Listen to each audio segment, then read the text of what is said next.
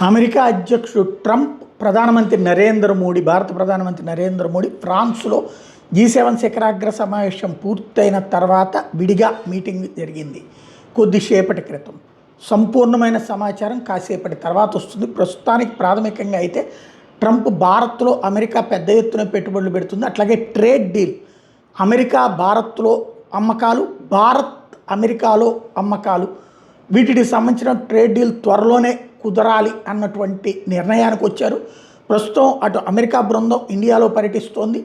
ఇండియాని ట్రంప్ అడుగుతున్నది ఏంటి అంటే, అమెరికా వస్తువులు దేనికి పన్ను వేయద్దు, మీ వస్తువులకి మేమేది పన్ను వేయట్లేదు అనేది కరెక్టే. కానీ అమెరికా వస్తువులకి ఇక్కడ పన్ను వేయకపోతే భారతదేశంలో ఉత్పత్తి చేసేటటువంటి వస్తువులు దెబ్బతింటాయి.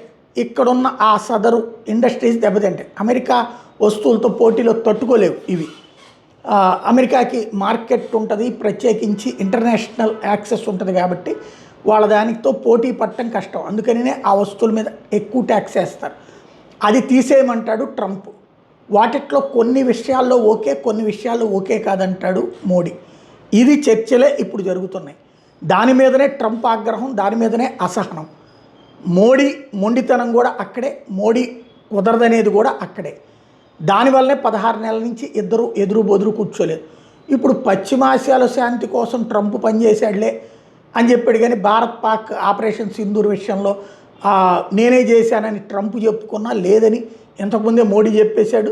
ఇప్పుడు కూడా ఆ ముక్క చెప్పలేదు. పశ్చిమాసియాలో శాంతి అంటే ఇప్పుడు ఇరాను, ఇది వాడే సృష్టించి వాడే పెట్టినటువంటి అతిగా, అంటే సార్ అసలు మీరు లేకపోతే దేశం ఏమైపోతుందో సార్ అనే తరహాలో పొగడాలని ట్రంప్ కోరుకుంటాడు. అట్లా పొగిడే ఓపిక మోడీకి లేదు. అదే స్పష్టంగా కనబడుతుంది.